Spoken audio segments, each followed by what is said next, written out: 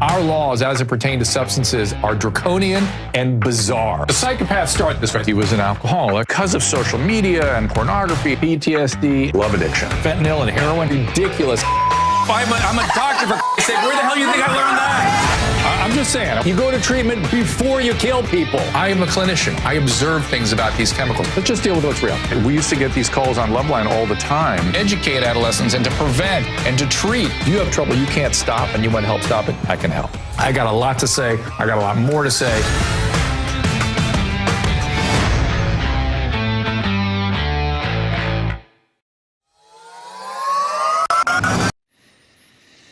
Hey everyone, we are lining up on Clubhouse to take your calls. You raise your hand there, already hands up, and we will have a chance to let you speak to my guest, none other than the great Vinnie Tortorich. Of course, Vinnie, any of you in Corolla world will know Vinnie very, very well. His original best-selling book was Fitness Confidential, as is his podcast, which you can listen. We'll talk more to listen to that, but we're mostly here to talk about his new documentary, which is about the fake meat, the so-called Beyond Impossible. There it is, the so-called fake meat industry. Vinnie pulls the cover back on this quite effectively, I think, in this documentary. I recommend it most highly. His last documentary was Fat. I think there might have one in between. No, last one was Fat. I was in that one where we talked about a lot of the misinformation around nutrition, which is epic. Vinnie, thanks for coming. Drew, thanks for having me. And yeah, we did Fat. And then during the pandemic, I put out Fat, a Documentary 2. So there are 2 documentaries out. This is the third one, and it does not go with the same series. We just jumped ship, and I just went right into this whole idea behind what's going on in the fake meat industry.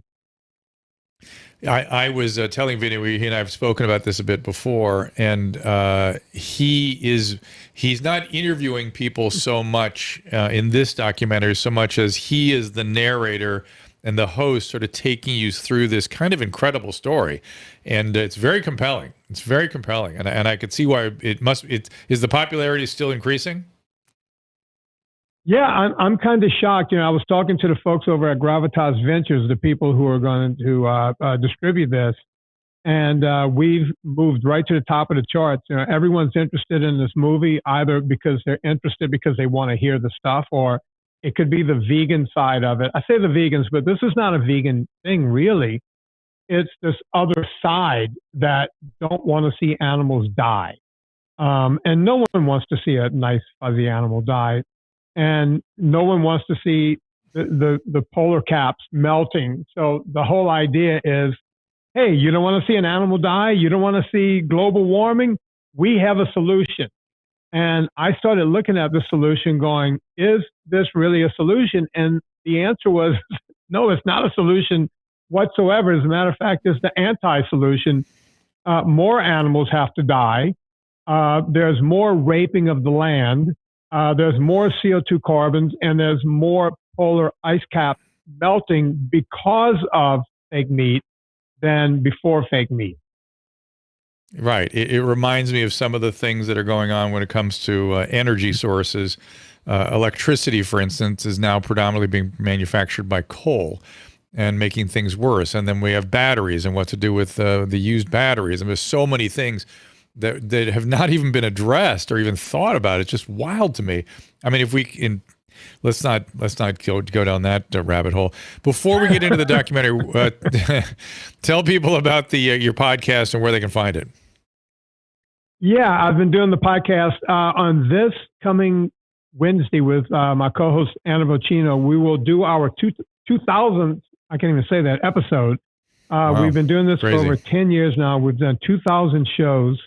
And if you would have told me this at the beginning, you know, Drew, quick story. I didn't mean to do a podcast, really. I wrote this book, and one of my people over at William Morris Endeavor, they read the book, and they said, oh, my God, this is a great book. And they started shipping this around to all the different book companies, and everyone wanted to do the book. And they said, you know, we went online, and Vinnie doesn't exist in Google, and this is not good. You can't Google this guy. And I always thought that was a good thing, because I was working with a lot of celebrities, and the last thing you want to do when you work with celebrities is to get caught up. And I'll give an example of someone who I didn't train. I never trained Britney Spears, right? But whenever Britney Spears was having her problem, you started hearing sources close to, or this leaked out because someone close. It's always a trainer, a masseuse, a cook, the yard guy. I always kept myself away from all that by not being part of telling anyone who I trained, right? And so now all of a sudden, William Morris is going, well, you don't exist. And I said, what do you mean I don't exist? He said, well, you don't exist online, so therefore you don't exist. And I asked one of my nephews, Mikey Tortorich, I said, Mikey, you're a young guy, you're in your early 30s. How does one get famous on the internet? And he said, well, you don't have a bikini, so don't do that. But maybe you could do a podcast. And I said, okay, what's that? And he says, it's just like that radio you must have show known you it. used to do. You must have known about it since you were around Corolla. You must have sniffed around, or did you not know Adam at that point? I didn't know Adam. This is 5 years before Corolla. You got to understand, I think Adam was off of the radio and probably doing a podcast, but I didn't know. How would I know? So right. I went to Anna Vocino, who I knew had some recording equipment, and I said, Anna, can I do a podcast? I think I just need to do one. I really didn't understand what I was doing. And she said, well, you have to keep doing them. And I said, okay. And she was sitting there with the sound equipment, so I just started bouncing stuff off of her. She was my de facto co-host, and it turns out that she's better at it than I am, because of her. Let's plug Anna's cookbooks, which Susan lives by, which are consistent with NSNG, aren't they? They are. She wrote, as it turns out, Anna's an incredible cook. She wrote a cookbook called Eat Happy, which is a low-carb cookbook. There's some recipes in there. Let me interrupt you one more it. time, Vinny. Speaking of eating happy, we're listening to somebody's utensils clank against a bowl and them chewing and eating. So whoever's mic is open and eating, let's take care of that real quick. So go ahead. Yes. That's not me. Well, if you were the one eating, if you're not eating, it's not you. No, it must be Vinny. No, it's not Vinny. It wasn't I'm me. not eating anything. I'm on my phone buying a cheese platter for Josh Flagg. I swear to God, I heard just clear. Oh, wait, I hope we didn't hear that. But that's not me. I I'm heard not clanking eating. too. It's a ghost. It's a ghost. Weird. All right, so maybe. Okay. Are we on Clubhouse? Is somebody in the Clubhouse room? We are on Clubhouse, but I don't think anybody's up. No one's up. Unless Vinny was sort of up there. She might have turned off her mic for a second. That's pretty funny. Yeah, that might have been her. But go ahead. So tell us about Anna again. Eat Happy. Yeah, Eat Happy. After we did this podcast for several years, and she started eating low carb, she started making these low carb dishes, and she would bring them in every Sunday when we recorded. And I was like, Anna, we talked about them on the podcast, and people were like, where can I get these recipes? And she started putting them on annavocino.com, which is where she would do. Anna's a famous voiceover person, and people would go to her for voiceover stuff, and she had recipes up there, and they just kept growing and growing. And she put a book together, and that book became a big deal. And then it became such a big deal, she put out Eat Happy 2. Now she does regular, videos online where she's cooking. She's like a regular Giada. She's doing her own cooking show. And on top of that, she's got Eat Happy Kitchen, where she's got all of these sauces, which are low carb, very healthy ways to eat pasta sauce. There you have it. That's the one Anna. that Susan lives by. Susan lives by that one. Anna was also the co-star of a really good Gotta try her fried chicken. I know. Scripted show that was fashioned after radio at the time, radio in the 80s and 90s. It was I forget what it was called. Was it called like Pirate Radio or something? It was called Free Radio. Free Radio, Free It was Radio, a very good show. Yeah. It was on the wrong network. Was it on MTV or something? It should have been on Comedy Central. But in any event, so Anna's a friend, and Susan uses that cookbook all the time. For people that don't know you, Vinny, let's do a couple minutes on NSNG and the sort of little sort of run by on some of the physiology of lipids and insulin and inflammatory, because we've never really done that. Thank God I was buying a cheese platter for someone for Christmas. Because fat is good. Or I'd get in trouble if it was See's candy. Yeah, See's candy would not go so well. But I since I've met you, I have myself cut out carbohydrates. I've been watching the science evolve on this front. Dave Feldman has been on. Was he on this show, Susan, or was he on another one? I think it was on this show, where we did a deep dive into the chemistry and what we now know about lipids. If you, I've listened to and read a number of opinions by Peter Attia, who does a great job of really breaking down the biology of lipids. And all of them are coming to the same place, that, everyone is quite different in terms of how their lipid biology sort of plays out, but that the insulin piece of this, the insulin story, and how insulin oxidizes some of the smaller lipoproteins, and how those oxidized structures with insulin are allowed to damage the lining of our arteries. That story is getting increasingly clear. Am I saying that in a way that's understandable and accurate? You are, but it might confuse people in the audience. At the end of the day, what Drew is trying to say is when we eat engineered foods, bottom line, you cause inflammation in the cells of your body. And but I'm going to interrupt you as you talk. I'm going to make sure we're all saying the same thing. I think most people have heard this inflammation topic these days. Really, what we're talking about is a dysfunction of an organ system that is the lining of our arteries. All of our arteries are lined by a highly specialized cell called endothelium, and that is essentially it can be thought of as its own organ system. And that organ system gets inflamed, and when it is inflamed, you don't deliver oxygen, nutrients, and inflammatory mediators where they need to go.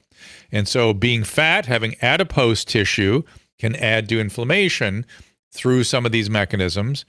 And cytokine activation, now people know what cytokines are. That's another kind of inflammation. That's a little different kind of inflammation, but that's going all the time if you have a lot of adipose. But fat, which is what Vinny's going to talk about, is not the same thing as adipose. Adipose is where fat is stored, but adiposity is not translate directly to fat per se. Go ahead, Vinny. Yeah, let me just walk along that line with you for a second, Drew. We think that we meaning the average person thinks that when they get fat, they're adding actual more fat cells to their system. And in fact, they're not. You're only filling out all of the fat cells you already have. So by the time you hit puberty, every fat cell you have in your body is already there, and you're not going to lose any of those fat cells unless you had liposuction or you scrape some of your skin away or something. You're not going to lose any of those fat cells. So we all have enough fat cells in our body, whether you are thin like Susan Pinsky or heavy like Mama Cass Elliott. We all have, generally the same amount of fat cells. What you do with those fat cells, whether you're putting stored energy in them, more fat in those adipose cells or not, is the difference. And if you fill those cells to their max, the average human being can stuff a small couch. Now, when I used to tell this to people back in the 1980s, they were like, oh, come on, stuff a small couch. Well, back then we thought a 250-pound person was obese, was fat, was the fattest person we had ever seen.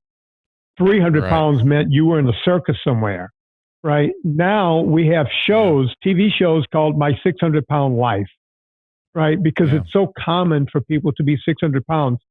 They look like a small couch. So what I was saying back in the 80s has come to fruition. And it's not going to go back in the other direction. We like to talk about pandemics and we like to talk about what's going to kill us. This is what's taking us down. Right? The fact that we're eating crap, we're eating crappy diets, we're not even eating what we were eating in the early 1970s anymore when no one had a weight problem. We're now living in a world where the healthcare system can't keep up with the obesity epidemic in this country, much less the world. And as we get fatter as a people, we won't be able to protect those people with money. Right now, you're a doctor, you know what the facts are. We're getting behind on all of this stuff, and we're just going to get further and further and further behind that 8 ball. It's not going to get any better unless we do something now. And I didn't mean to go off on a tangent, but that's the problem with adipose tissue and fat. We are filling up each one of those cells. When it comes to inflammation, Right. Some of the vegans will have you, the vegan doctors, these are actual MDs, they will tell you that when you eat fat, it somehow ends up in your arteries and it's kind of like hot grease down a coal, plumbing pipe. It's just going to get caught up in there. Nope. Had nothing to do with it. That is a fantasy. That is a bizarre cartoon fantasy. That's not how it works. Exactly. And they just keep putting that out. They go, you need to roto-rooter it out. You need to get some vegetables with that fiber. It's going to roto-root. None of that is the truth. That's a cartoonist who says, but people believe that because these doctors, these MDs are saying this. Sounds good. I'm sitting there going, Sounds good. Yeah, how can you do that? But what happens is when you have so much of this inflammation going on in your arteries, eventually it forms a plaque. So whenever a cardiologist goes in and he's roto-rooting out something, he's not roto-rooting out cholesterol. He's not roto-rooting out fat. He's pulling out plaque. Whenever they put a stent in, if you've had a stent, they're putting a little tunnel through the plaque. I had the head of a hospital system right here in Virginia explain to me at a dinner party one night that meat and fat was the problem. And I said to him, I said, you're a cardiologist? He said, yes. I said, are you an electrician or a plumber? He says, I'm a plumber. I said, okay, so when you go in there and roto-root out this stuff, what are you pulling out? He said, plaque. I said, plaque. He goes, yeah, plaque. I said, so why are you blaming it on the cholesterol? Where did that come from? And he goes, well, at the end, there's cholesterol. I said, yeah, the cholesterol is going in there to try to remove the plaque. I said, that's the same as going to a house that just burned down. You see the guy rolling up his fire hoses. So you go, every time I see a burnt down house, there are firemen. Therefore, firemen have to be the reason for the burned down house. It's just the opposite. Right. So let's get at something that you're saying here. And again, this is all very, very complicated biology. It's not at all what you think it is. And what you're saying, some people are beginning to make the case is that the cholesterol is essentially like scar formation. It's in other words, it's the body's attempt to try to deal with the oxidative injury. So it's an inflammatory injury of the endothelium, the lining that gets beneath the endothelium into the intima, which is the neck layer in the artery, and that narrows the artery as it tries to heal itself. You know, see how scars become hypertrophic? And then when the cardiologist goes in there, they do one of several things. They smash it. They try to open it up by smashing it, like squishing it, or they put a stent down it, which is a thing that opens up and stays open in the artery, or they can rotablate it. They can actually, back in the day, they'll sometimes actually blade it out, but nothing typically really comes out. It's just you're smashing what's there to try to open the arteries back up, and you hope that they don't re-stenose. But think about how if you get an injury in your hand and it scars, and you start getting that scar repaired. Now those are fibroblasts. That's a different biology, but may be related in a distant way. But you keep screwing with that scar, it's going to keep forming. It might get bigger, and it might get weaker, and it might have all kinds of features to it that it didn't have before you started screwing around with it. So that's why it's not just, boom, your arteries are open and it's all over. Things can re-stenose, you can get complications, things can happen. Generally, we're pretty good with it. Now, what we try to do is reduce the inflammation, and reducing inflammation is associated with reducing LDL and reducing insulin resistance. So keep going, Vinny, keep going. Okay, and I love your analogy of scarring on the skin or getting a callus on the skin, because your skin is an organ and your heart is an organ. And even though they're two exactly different things, but they're both organs and the keloiding that can happen on your skin, or the callousing that can happen in your hands and your feet. It's really it's really no different, except it's a whole different system. But that's a great way to look at it. Right. And you mentioned LDL, and again, a catchphrase. A lot of doctors, they're calling LDL bad cholesterol, and they're calling HDL good cholesterol, and they educate us just enough to get ourselves into trouble. Because I'll have people telling me, "Oh, the doctor told me my good HDLs against my bad LTLs, and my ratio is good, even though it's a little high." Well, what they don't account for is apoproteins and the different proteins within the LDL. Some can be, you have a situation where you take. Do people know that you take statins? Am I saying something for the first time? Go ahead. I don't. Okay. I don't know if they do or they don't. I have no problem. He takes everything. Okay, so I take. You've said it on shows before. That's why. Yeah, I take a statin. I take a statin and antihypertensive meds, and Vinny's going to tell you why this is so. I could never get my LDL down no matter what I did with diet. So I have horrible vascular disease in my family, so I started statins early. I could never get my HDL up. I could never get my triglycerides down. And, low HDL, high triglycerides is not a good combination. That's also associated with inflammation. And it was not until I took out the carbohydrates that just corrected itself.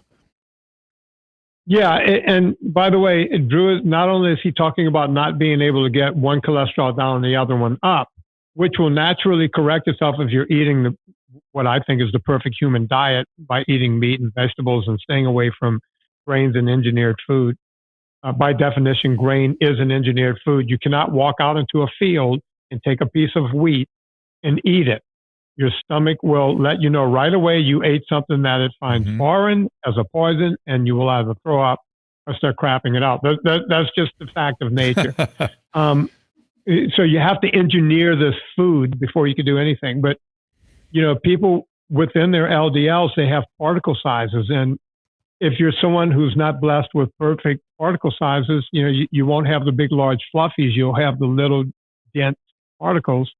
And those things can end up lodging. Those are the bad ones. Yeah. Those are the bad ones. It can end up lodging I gotta get my cholesterol in your arteries.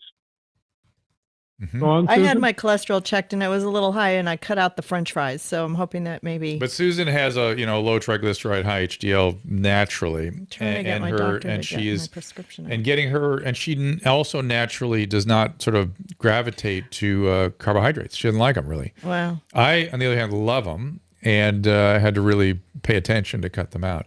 So keep talking. Here we go. Keep going. Making me worry. Okay. So. Susan, you need to stay off of French fries anyway, so that's a good thing. I am. So those dense, good. All fried food. All fried food. You're off of all fried foods, right? Yes. She's trying. I'm stopping. I had a COVID weakness, and I gained some weight. And she, we work with.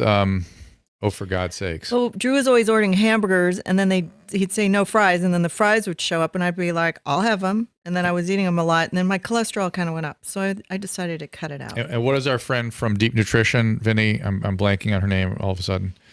Deep Nutrition, that would be Susan. No, Kathy. Kate Shanahan. Kate Shanahan, yeah. Kate Shanahan, God, I feel old. We have adopted her stringent avoidance of certain fat sources, which is another feature of this story, right?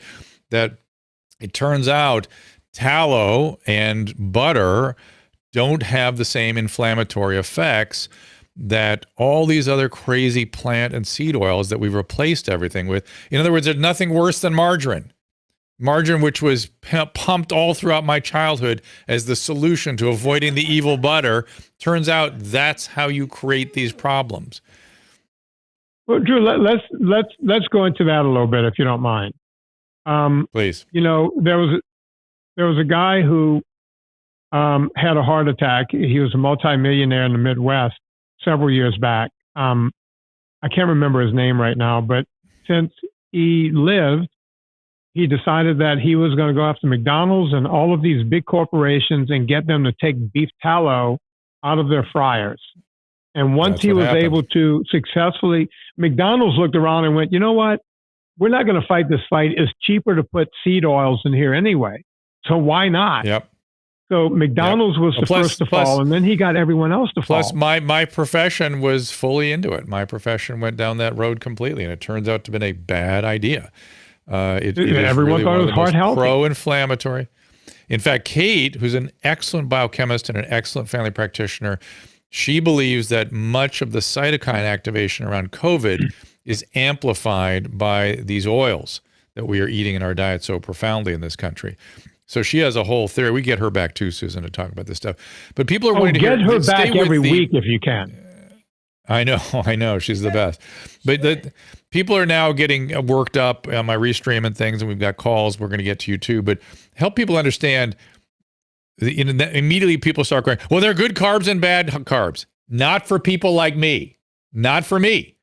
I have insulin resistance. I have metabolic syndrome. I have hypertension, hypercholesterolemia. I have insulin resistance, and I have apolipoprotein. Let's call them anomalies. Is too strong a word. Biologies that really put me at risk for the insulin resistance in the face of any carbohydrate burden, causing a significant effect on the health of my arteries. So to talk to, how did you get to the whole idea of no starch, no grain, no sugar? Where did that come from? It came out of, I started weightlifting back in the 1970s when I was just like you. You and I, we've talked about this off the air. I was very young. I was 8 years old when I walked into a gym. And a lot of guys back then, gyms weren't big box gyms like they are now. There were gyms where when you belonged to that group of guys, you were in or you were out. It was a brotherhood. Yeah. And there were a lot of guys in my gym who they would train for bodybuilding competitions, and other guys would train for weightlifting competitions. So the bodybuilding guys, for the most part, looked exactly like the weightlifting guys until about 6 weeks before the competition. And then they would stop eating so many carbohydrates. They would start eating tuna fish from a can only, and chicken, just eating whole chickens and doing this whole thing where they would drive themselves. They would lose all of the fat. They would basically shrink wrap themselves, right? And as a young guy, I would watch this stuff and go, wow, the body's changing with food. They haven't changed their workout so much, but their body is changing overnight, right? So when I got a scholarship to go play football, and I'm at Tulane, one of the top medical universities, well, at least in the South, I was going through that world of, what do I want to do with my life? And I was taking all these biologies and kinesiologies, and just like a pre-med student, I even took gross anatomy and worked on a cadaver and all this stuff. And I'm just looking and learning as I go. And I stayed, even though I was on a football scholarship, I stayed around that bodybuilding world. I never wanted to have excess fat on my frame because, it wasn't functional weight. I weighed 225 back then when I played football, but I was lean and mean. I wanted it to always be functional. And I would just take the advice of what I learned from these guys in the gym way back in the 70s. Now it's the early 80s. You can only get fat if you eat a lot of bread and pasta and rice and potatoes. And if you didn't want to get fat, you just ate a lot of meat. Now, because I was playing football, I also saw this need to have some carbohydrates because we were always told you need protein to build muscle, you need fat for energy, but that's a slow burning energy. You need carbohydrates for that fast burning energy. So I was living on that protocol pretty much my entire sports career.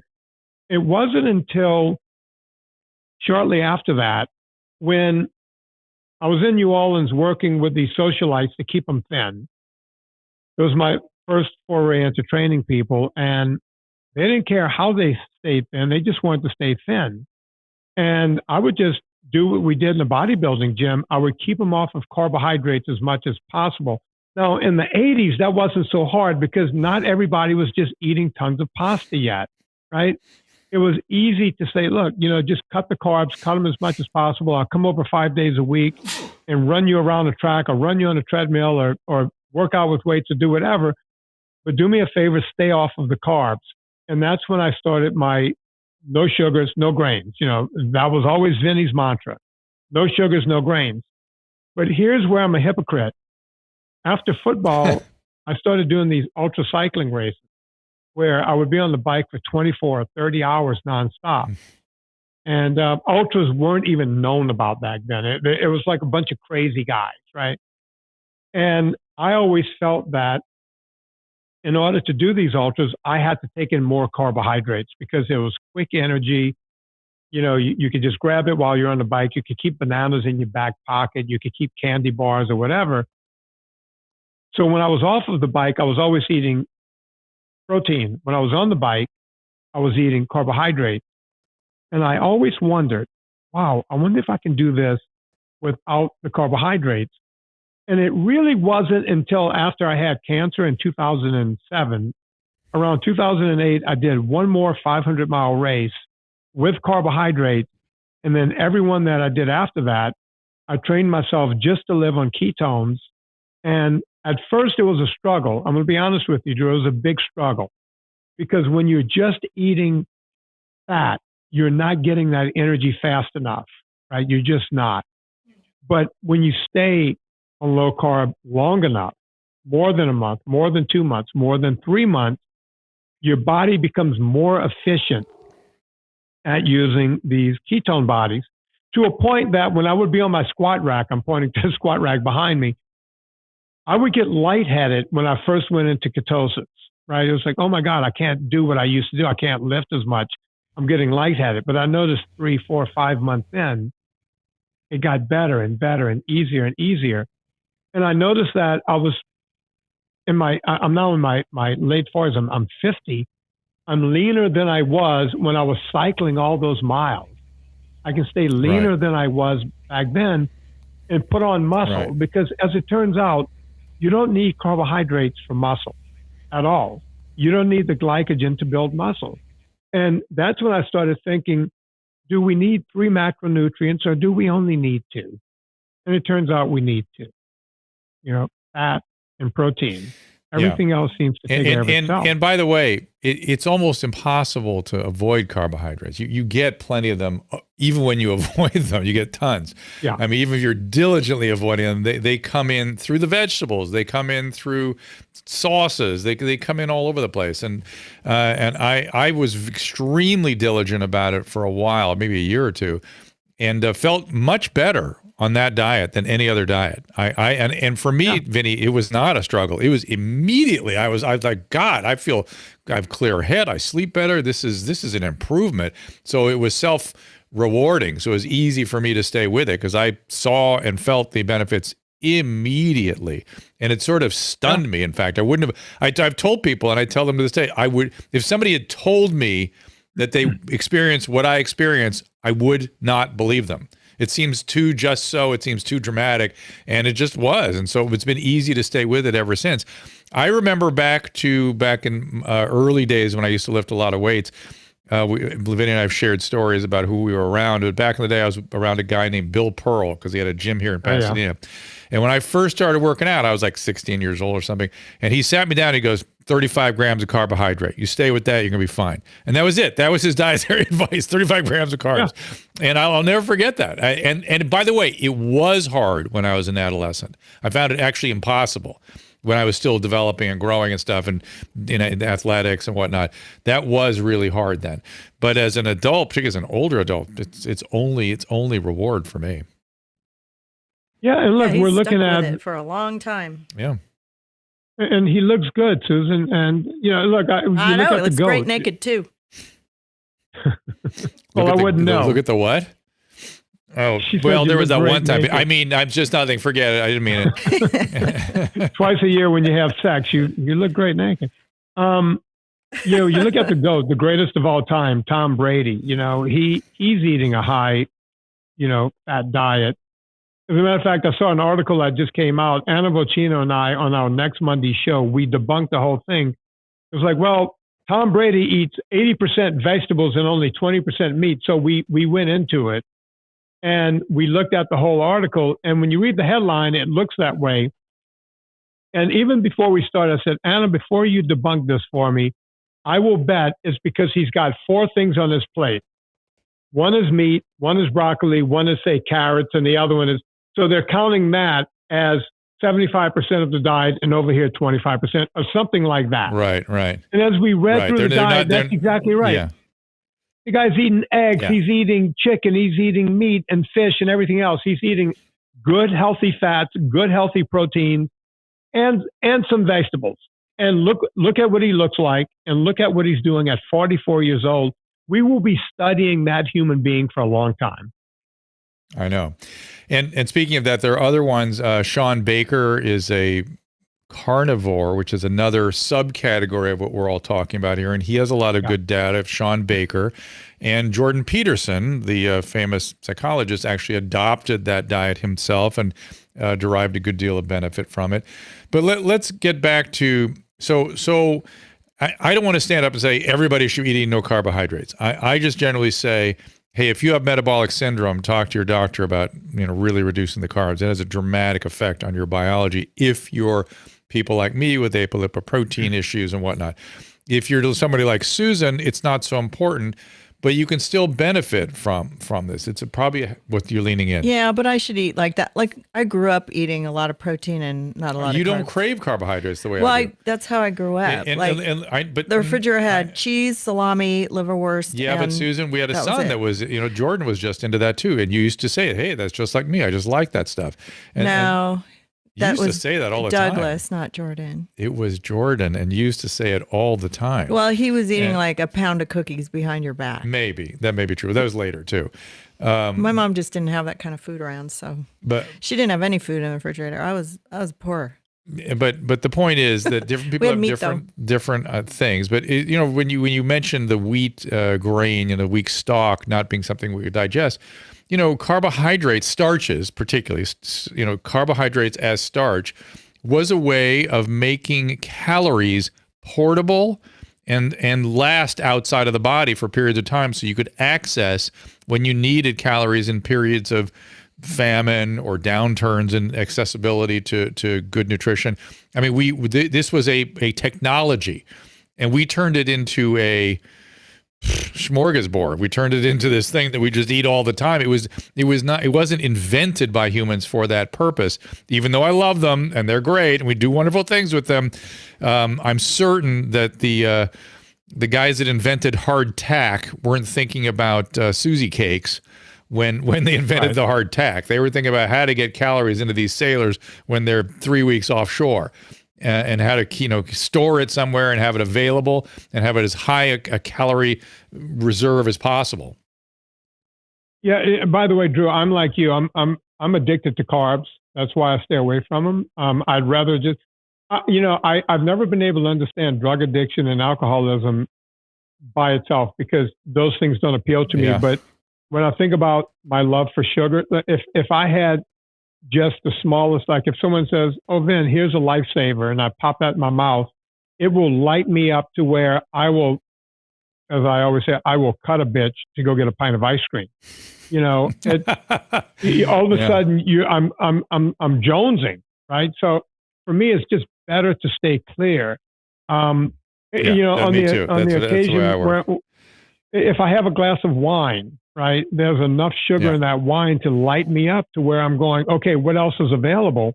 So I have a thing, and this sounds gross. Same deal. If I have a glass of wine, I have to follow it up with a cup of coffee. I need to get it off my palate. I need to, just get it going. That's interesting. That's a good little hack there. But also, I want to take a break here in a second, and then I want to get to calls, and I want to get to the documentary because we really haven't even scratched the surface on that yet. But one of the things you said when I first met you was, hey, just from a pragmatic standpoint, if people want to lose weight, NSNG is the only way I found that people can do that long term. Everything else just goes up and down. But cutting out carbs, it just stays down. Yes? Yeah, well, because you're still eating, we can only get humans, I'm going to take the most popular of all the diets. You take Weight Watchers. It works on a calorie in, calorie out proposition.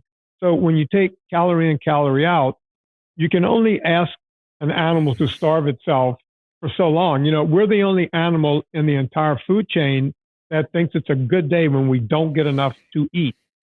If a lion went to its lion den and tell its cubs, "Hey, there was a zebra out there. I could have taken that zebra down, but I didn't. I was being good.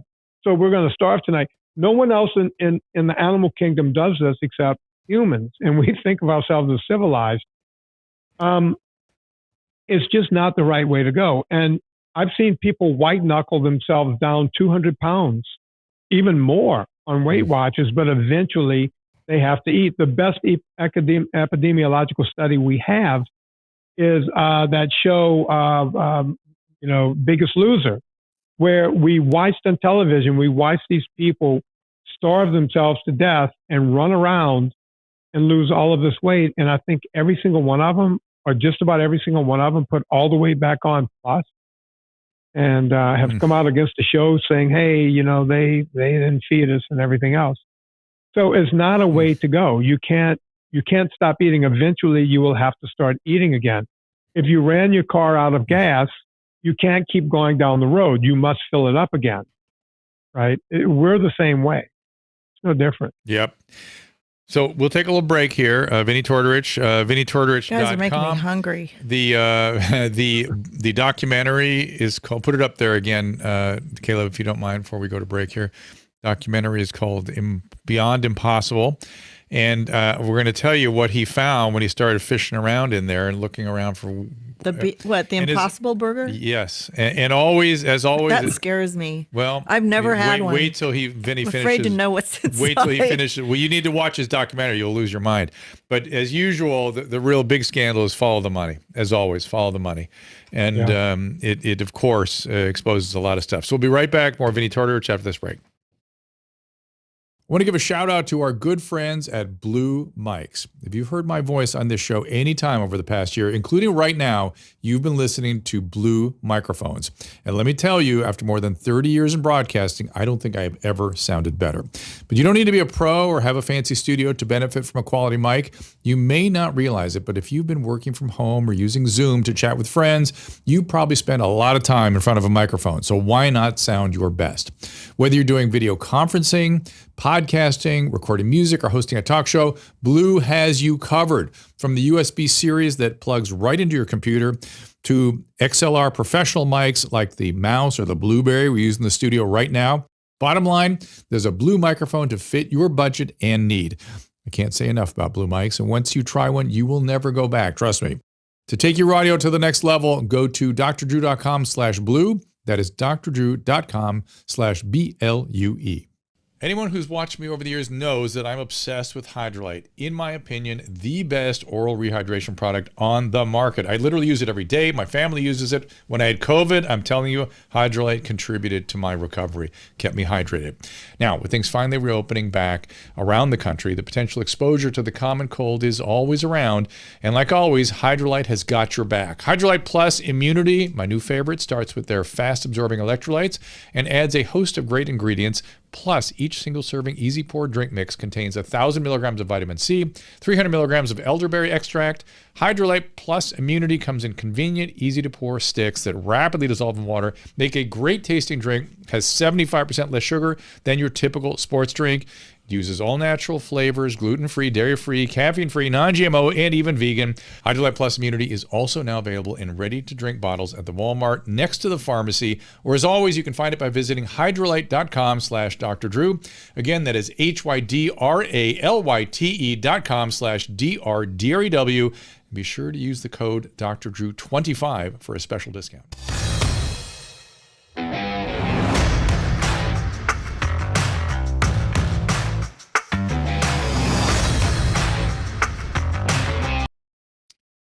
In here with the great Vinnie Tortorich. And Vinnie, I'm not sure we made it clear where to listen to the podcast. Where do they go?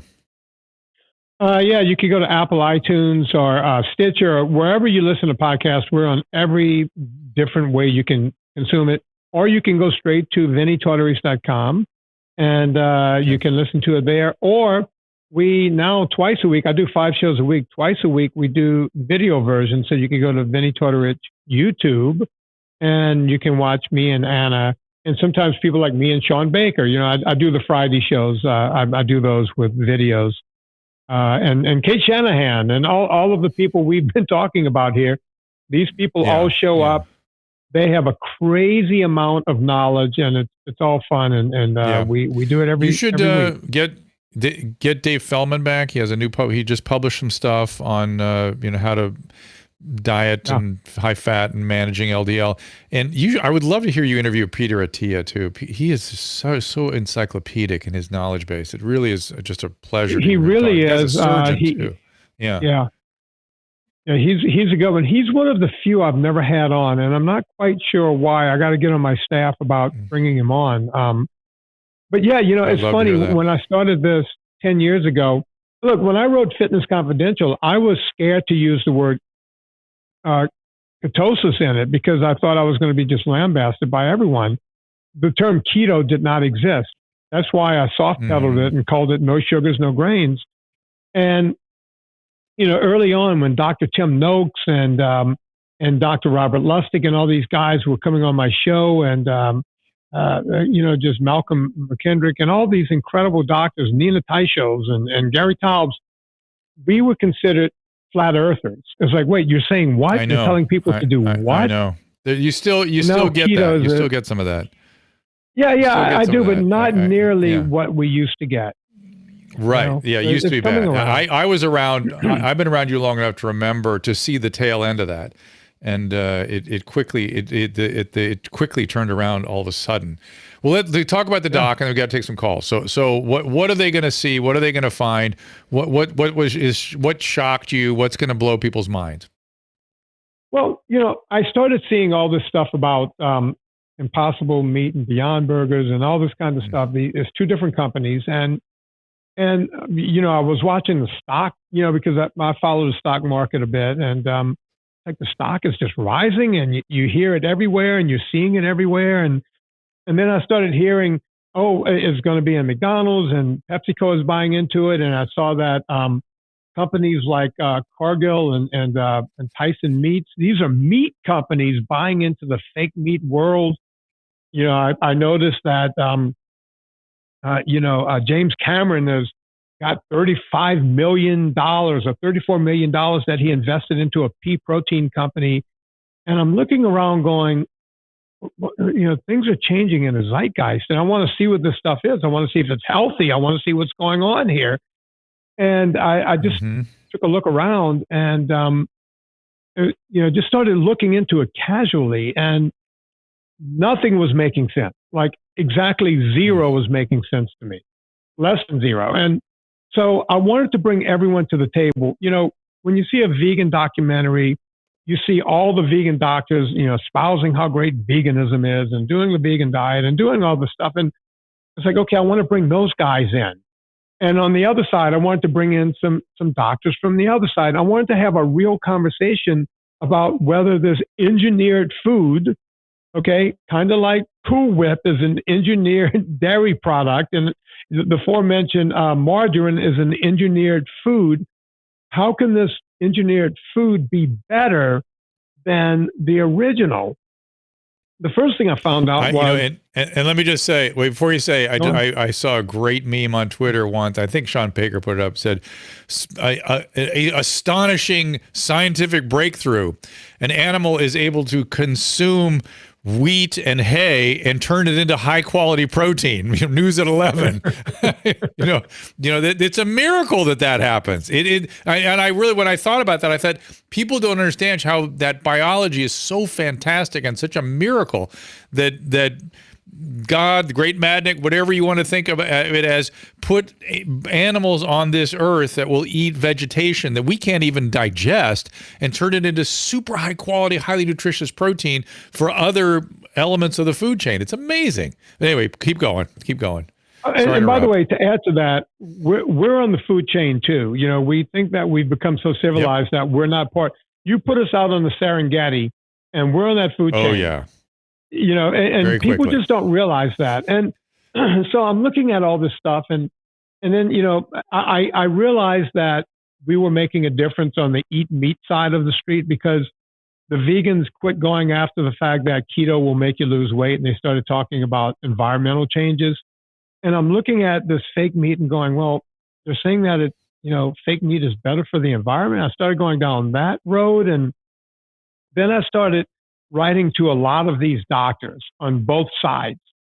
And I noticed that, when I called a Frederick Lacroix or a Dr. Mitlerner or anybody on the meat side of the street, they were like, absolutely, let me know when you want to be interviewed, when you want to interview me, and we will make it happen. Just call my people.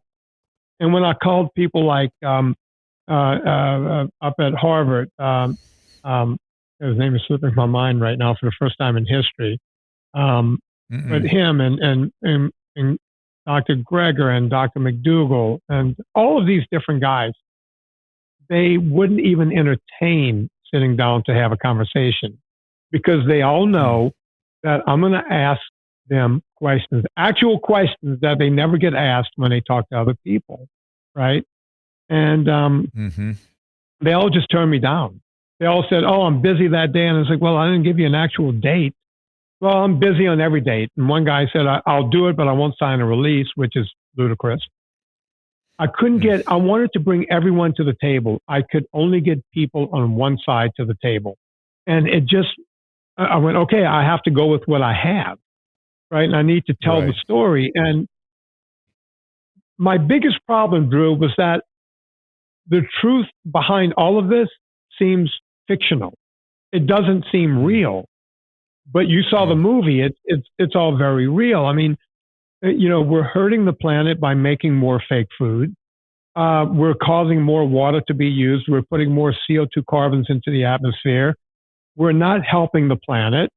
We're not helping people. Yet, according to them, this is the only way out. It makes no sense. And as you said earlier, it's one of these follow the money things. And, people, the methane that the cows are producing, it's from their stomachs. They belch it. And there are technologies being developed to reduce that very quickly. It'll be not a big issue. Hang on, Drew. Let me address that. Yeah, go ahead. Methane, or as my wife would say, methane, has never been a problem. Nothing that a cow can belch has never been a problem for the atmosphere. That goes into the atmosphere and is chewed up and regurgitated with the atmosphere within 10 years, versus what we're belching in coal and fossil fuels in general, which will be in the atmosphere for not 10 years, not 100 years, but thousands of years. See, that's where the problem is. We can't regenerate those CO2 carbons. But the stuff that's being belched from a cow, we can regenerate right away. As a matter of fact, I think though, we have more ruminants. I think the really important. Then we had more ruminants in this country 100 years ago than we have today, and we didn't have a problem. I think exactly. I think the CO2 thing. We have Elon Musk saying now he's going to pull CO2 out of the atmosphere and make rocket fuel out of it. I mean, we're going to get CO2 capturing technologies. So to take aim at meat because of CO2 is a gigantic mistake. That's not, and obviously they're not solving the problem with the Impossible meats. They're making it worse. So that to me is a non-starter in terms of why anybody would want to go down this path. If they want to go down the nutrition path, again, they have to be willing to talk about it and really look at the science and really study it carefully. If COVID didn't teach anybody anything, I hope it taught you how changing science is, and how, certainty is never, ever okay. It's always best to the best of our currently available knowledge as we understand it, currently available wisdom, currently available data, and it changes all the time. And as such, if you're not willing to look at things and address the data and address these changes, you're going to get stuck in certainty, and that's how you end up being very, very wrong. Yeah, I couldn't have said it better. We're on a rock just flowing through space at 1,000,000 miles an hour, and we think that everything is stagnant, but it's very dynamic and it's always moving. And either you keep up or you're done. Yep. Well, let's take some calls here. Let's see if I can get Rochelle up here. taking calls again off Clubhouse. Those of you that have your hand up, be streaming out on multiple platforms: Facebook, YouTube, Twitch, Twitter. Hi, Rochelle. Hi there. I hope you guys can hear me okay. It says I don't have great connection. You are loud and clear. Perfect. So I have a question. Just being somebody who has a history of disordered eating, that when you go down the path of like eliminating really anything, for the sake of losing weight, that it often has the reverse effect long term. Yeah. And so I'm just like wondering what the take is there. Yeah, this is a yet another layer to the conversation. And Rochelle, thank you for bringing that up. I'm going to put you back in the audience here because it's a daunting topic. It's one I've thought a lot about. And what she's asking is, disordered eating is very common in this country, and there's many variations under that theme of disordered eating, right? You and I have people who are exercise bulimics. There are people who are, it goes in every direction these days. It's all over the place. What do we do with the disordered eating aspect of being overly concerned? Let me just answer it from my perspective. From my perspective, I've got a whiff of that stuff. I know what it is. And doing something simple like cutting out a carbohydrate just required me to be conscious but not preoccupied. It was such an easy thing that it's different than what we really usually do with disordered eating is we're clinging to something that's unpleasant or uncomfortable or challenging or conflicted. There's no conflict. Just gonna cut this one thing out, watch the seed oils, move on. Go ahead, you answer. I've worked with people for 40 years now, and disordered eating, it seems to be the norm. I always say, people they'll say, hey, I'm going NSNG, no sugars, no grains. How much, how often, when? I say, no. We don't count. Your counting days are over with. Once you start counting, you start a problem. You're going down that rabbit hole again. And I'm always telling people, I'm asking you to do something simple. And I know you just used the term eliminating. Yes, you're eliminating sugars and grains, but you're not counting anything else. You're not counting how many calories you're eating. You're not counting anything. Just live your life and just cut out that. See how it goes. It's so simple. It's just your menu changes. It's like your menu's different. That's all. And it's almost like if you're living in a culture that doesn't offer you certain things, because they're not good for you. And so you just sort of, it's a weird kind of conscious eating that you can get obsessed with like any other disorder eating, you can, but it doesn't have that quality to it. There's so many really simple solutions. It's just about, think about it. It's not eating croissants and cakes and ice cream and donuts. How hard is that really? That's all we're saying. And bread. Let me add to that, Drew. I've had people say, hey, I did NSNG and I lost 100 pounds. And then I decided to go try, intermittent fasting. So I did that for a while. And then that led to OMAD, which means one meal a day. And I did that for a while. And then I saw Sean Baker and I decided to go carnivore. So I tried to, it's like, you know what? That's what kills people. I always tell the story of Jimi Hendrix. He saw one guy using a stack of Fender amps. So he went, okay, Fender amps. And he saw Jimmy Page using a stack of Marshall amps. And he goes, okay, Marshall amps. And then those two guys were watching Jimi Hendrix on stage. He had a stack of Marshall and a stack of Fender. And that's what made Jimi Hendrix great. But it's also what killed Jimi Hendrix, right? He did everything all the time.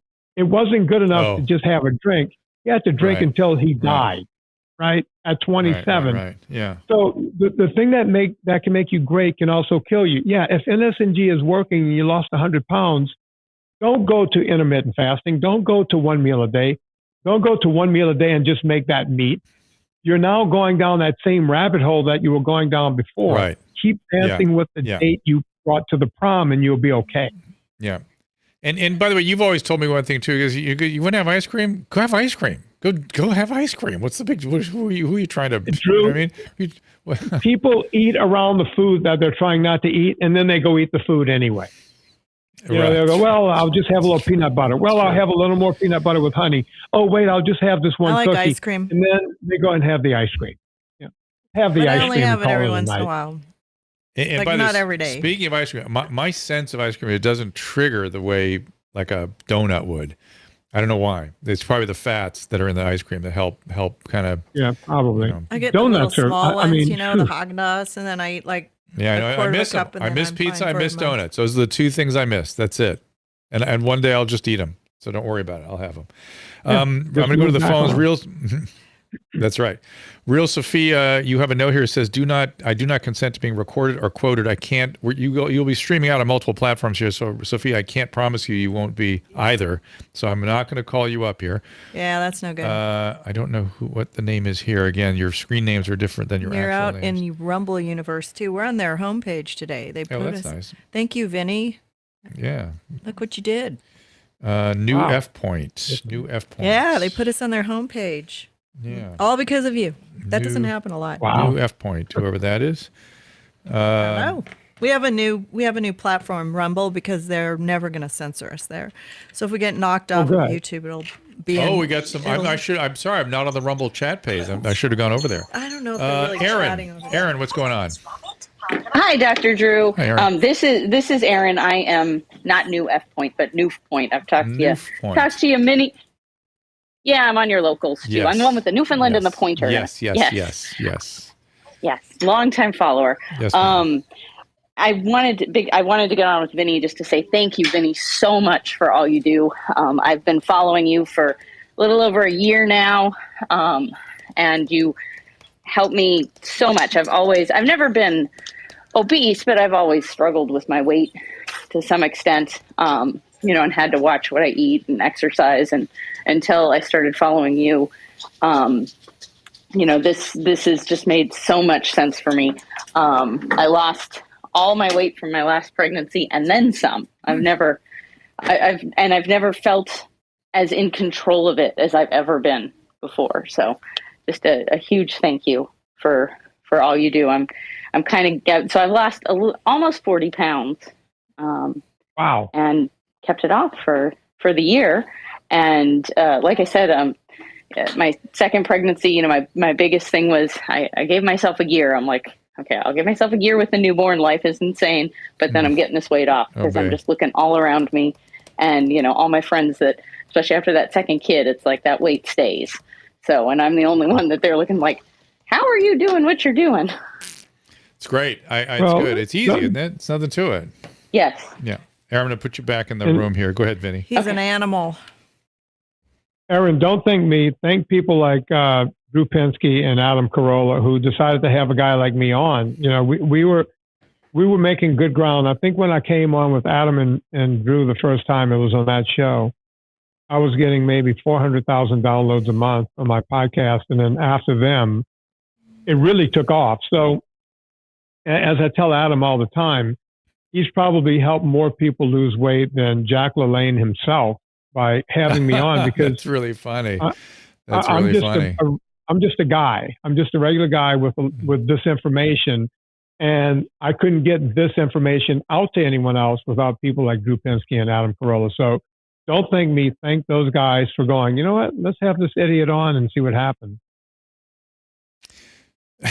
Well, it's helped me. It's helped my family. We appreciate it. And it's helped my patients and things too. And it zeroed me in on a piece of biology that I wasn't that tuned into. And that is this. And I've heard and seen literature around the topic, but I wasn't zeroing in on it until you and Kate came around, frankly, but you particularly. Let's get one more call. We'll talk to Leopold, who's a diabetic. And I suspect he's also has a lot of always good and interesting questions. Let me get him up here. And has post-COVID on top of everything else. He's type 1 or type 2? Hey, Dr. Drew, how you doing? Hey, man. So I figured you'd have something interesting to ask, Vinny. Hey, Dr. Drew. Hey, man. Can you hear us? Oh, yeah, I can hear you guys good. Good. Yeah, so Dr. Drew, love listening to this, and especially about food and food addiction. I don't know if you remember, but was at 425 pounds, got down to 206 at my lowest. Ate the same thing for 18 months, lost over 200 pounds. But the one thing that distinguishes a true food addict or a compulsive eater versus someone who just uses food to fuel their body is that addictive aspect. And, I don't know if you've seen the literature on sugar and sugar addiction, that some people talk about it being 8 times more addictive than cocaine, that the area in the brain that lights up for addiction with cocaine addiction lights up 8 times as bright in food addicts there's no doubt in my mind. So here's the way I look at all that. I caution people with the excessive modeling around the phenomenology of addiction. Addiction, pharmacological agents have non-physiological effects on the brain. Now, to be fair, we're concentrating sugars to the point that they're nearly becoming pharmacological, but they're not quite there. And for sure, it is what they're talking about is the ventral tegmental input to the shell of the nucleus accumbens, and this whole idea of lighting up is also doesn't really work like that, because what you look at on functional MRIs has to be interpreted and it has to be sort of analyzed by a computer, so you can see things lighting up at 8 times that you're really comparing apples and oranges. But your point, I completely get, which is, and by the way, I just want to be cautious about these modeling. Let me just tell you personally, because of my carbohydrate and sugar thing, in the past, whenever I would cut out carbohydrates and sugars, as well as this last time I did it, now it's like 4 years ago, I get full-blown withdrawals. I get heroin withdrawal. I get irritable, agitated, discontent, desperate. I'm sweaty. I sleep bad. Everything. Full heroin withdrawal. It's not as intense as heroin, but it is the same thing. So I don't want to also underplay the biology of food addiction. It's real. Well, it's real. And it's evidenced, actually, Drew. There was this wonderful article that was actually in the New York Magazine in 2014. It's called Junk Food Engineering. Oh yeah. And it was a top executive of one of the food companies that broke ranks when they were threatened by Michelle Obama and the healthy eating mandate that she wanted to impose upon the school children.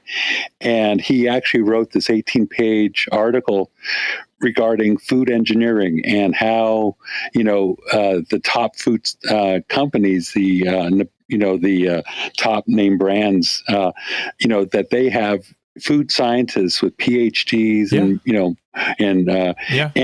engineers and everyone else. So mouthfeel the what's called the bliss point. I mean, they have this thing nailed down. It's follow the money. It's the same thing that's going on with the screens, right? They're doing the same thing with this as they've done with food. It's all the same stuff. And by the way, I'm sure the Impossible Burger is going to be dialed in a similar way.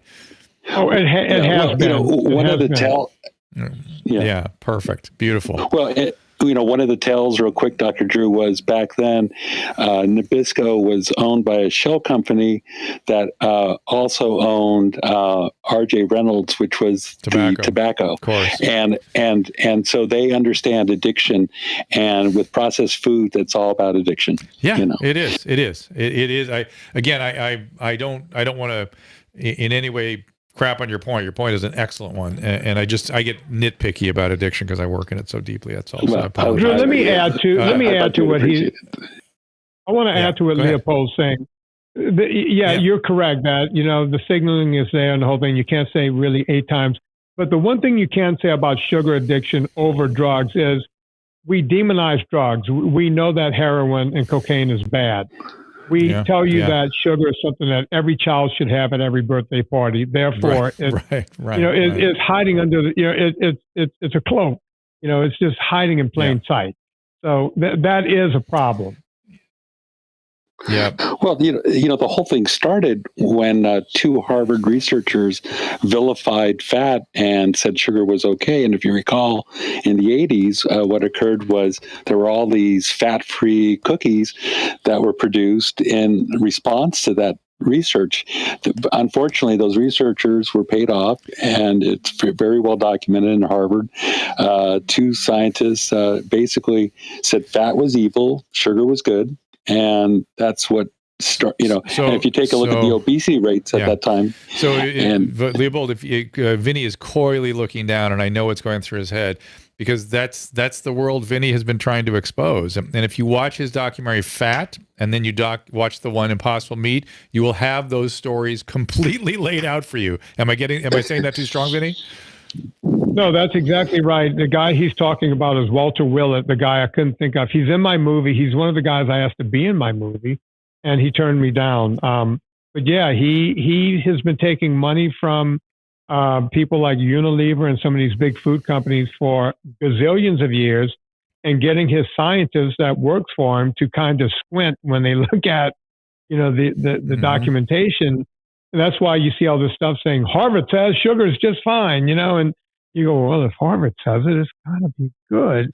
But it's Walter Willett who's made millions, and now he's hooked into this bigger world. And by the way, these are the same people that are going to try to make rules for you, telling you that Meatless Monday is okay. We need to get meat out of the schools and everything else. And you're going to see all of this in Beyond Impossible. And it goes deeper, Dr. Drew. I'm sure you're aware that the American Heart Association sounds like an innocuous, wonderful organization. You got to watch the documentary, Leopold. You got to watch the documentary. He gets into all of this. Trust me, it's all there. Yeah, and you sound like you know the landscape. When you have to contextualize it too to really understand.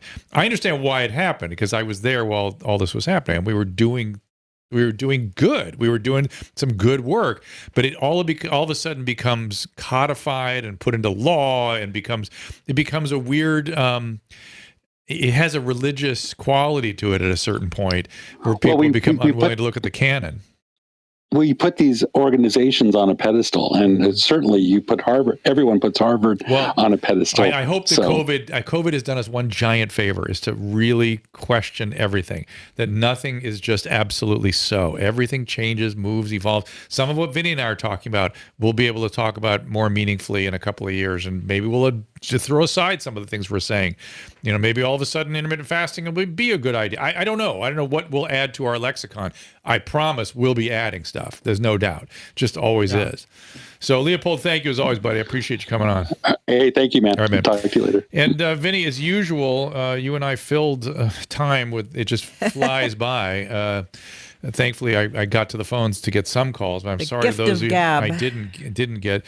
And I'm not sure I emphasized enough. What is that dog doing? She's like sleeping in a chair in the upside down. I'm afraid she's going to crap in that chair. That's what's worrying me. She makes a little bed out of it. All right. Okay. That's her new spot. Okay. No, she only craps under your seat. I know. I cannot. This is a dog that we inherited from my mom, who was not house trained. Mom, thank you for giving us that. She's been a good girl, even in the rain. Yeah, but I can't emphasize. You really need to watch this documentary. Not only if you're not interested in diet and not interested in the kinds of topics we were talking about today. It doesn't matter. It's almost this thing plays like a Sherlock Holmes kind of. There's a mystery, not mystery. There's an elaborating story where you're constantly pulling back one curtain and then another, and the whole thing is a bunch of ahas, and you got to be kidding, and oh my God, it can't be, and you just lay it out. You just put it for everyone to digest for themselves. You decide. He leaves it for you to decide. Does it look good or not? You make up your mind, and he just puts the data as it's come to him. When did you decide to do this, and how did all that data fall in your lap? Were you just sort of looking, just going downstream and looking at stuff, and you kept finding these things? I'm just curious. As I look, after I made the first documentary, I was done with documentaries, and then I made a second one, and now this. I was just curious, and it's like, wow, this seems to be everywhere. And like I said, it started with. I buy a lot of stocks, long-term stocks, and you see things coming and going. And, since I'm interested in health and food and everything else, I just saw this rising and all the ads that were coming in on my Instagram and Twitter. And I'm like, what is this? And then I watched that movie, What the Health? I was like, okay, well, this is just a bunch of lies. And that was one of the things I did early on. I started looking into the athletes and not what the health and game changers. I started looking at the athletes. It was like, well, I've never heard of this athlete who they're saying is the greatest athlete in the world, right? And I started looking, and they were blatantly lying on screen.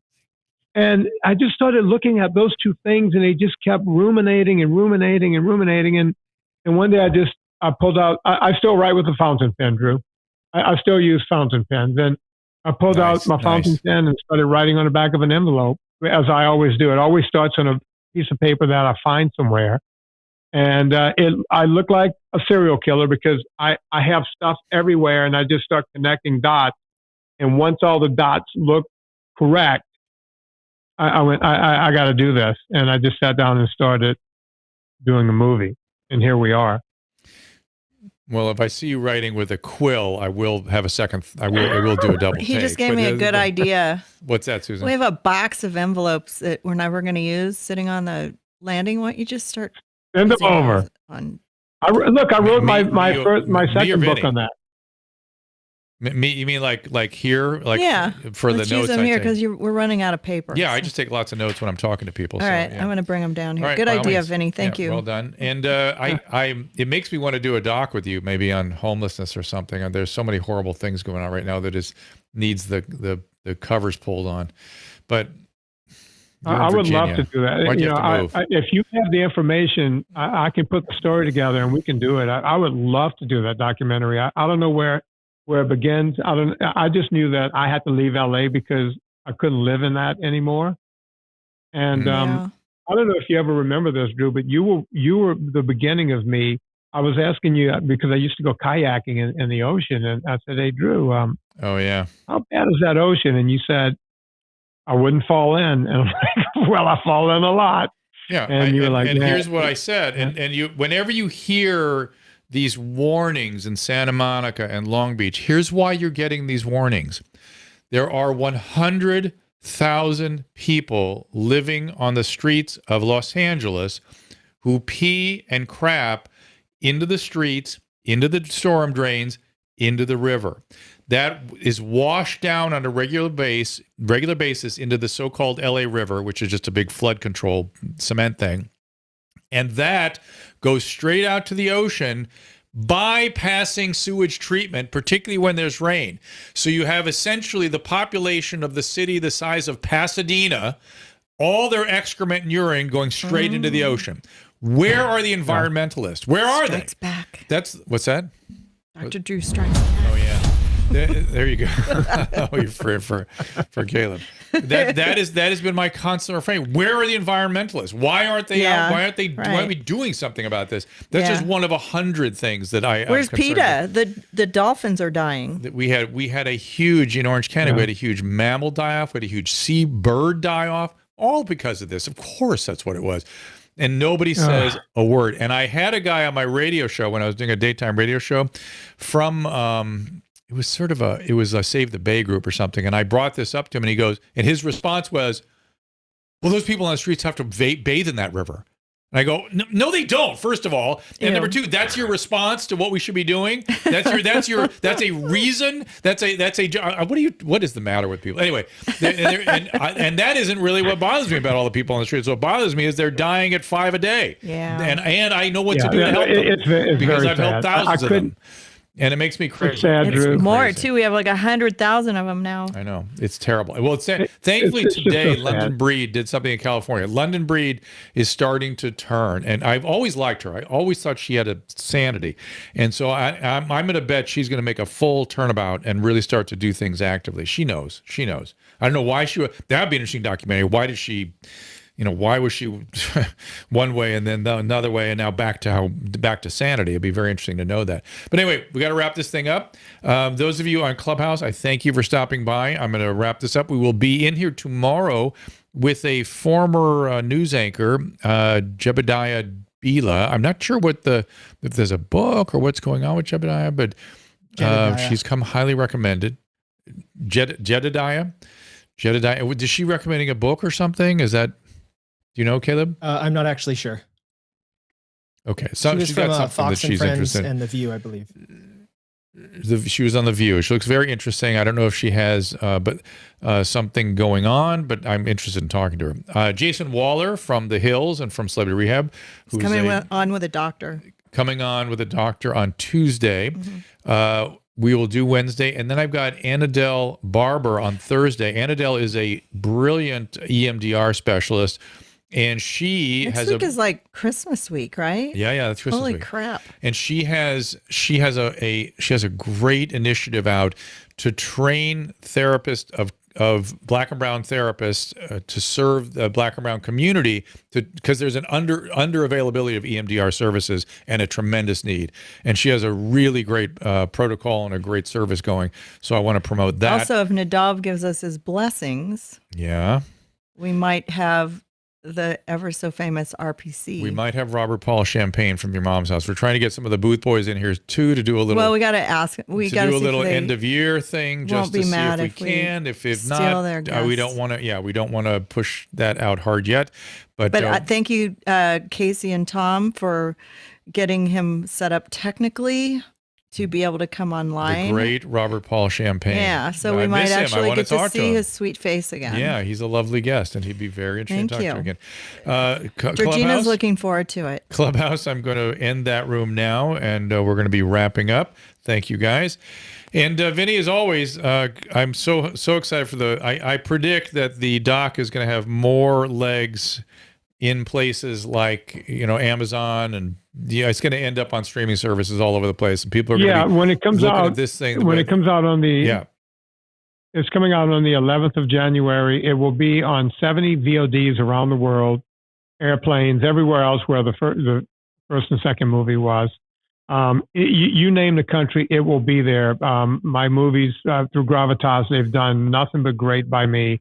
And the movie will be around the world, so go check it out somewhere. Very good. You're the man, I'm Vinny. seeing I have a whole shit ton of text while we've been on the air here. I'm working on my high protein dinner. Tanya, it's going to be EMDR Day, and we're going to be talking about training therapists that can reach at-risk communities for EMDR. We're going to talk about what EMDR is and trauma therapy. She's an excellent therapist. And Vinny, when you're out here, let's get together. Missed you. I'll be out there probably in January, and we have to go for a steak and hang out. I really miss you guys. That would be fun. Done. You by yourself? Oh my God, there's a new place we went to last night. Oh yeah. Gaucho Grill in Pasadena. They have a huge, what do they call it? Tomahawk. Fabulous. It was so good. There was a Gaucho Grill somewhere else on the west side. I think there's a little bit of a change. But they bring it out on this they have it all hung up on this thing, and Drew tried to cut it and it knocked over my drink all over the table. Devastation for Susan. Devastation. You shouldn't drink, Susan. It was fun. It was a good.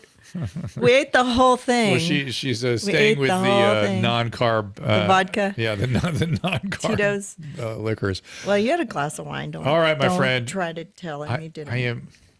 Did I sound like I was dead serious? Is that really what it is?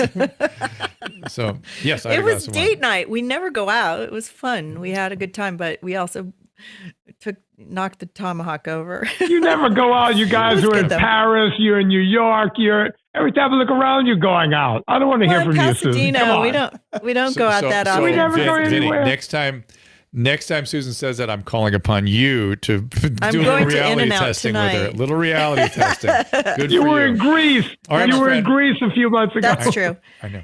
Yeah, I know. I save it up for the big ones. I recommend any and all of you to live like Susan Pinsky. I recommend it most highly. Every day is my birthday. By the way, next Wednesday is my birthday. It is a good life. And I'm trying to get Happy birthday. Was it RPC next Wednesday? Yeah. Because that would be a nice birthday present. That'd be great. And it's the Christmas special. So okay. You might have to sing to him. Thank you, Caleb, for producing this. Thank you, Susan, as well. Vinny, thank you as always. And we're going to wrap this thing up, and we will see you. Wait, I'm next going to see you tomorrow, like I said, with Jedediah. We'll see you then. Ciao. Okay, you need to put a little pile of salt on all the outside doors. So not every door, but the entrance doors. You can do it. You can do it each door if you want. Like we have some in the playroom. His life is too short. Yeah, just because.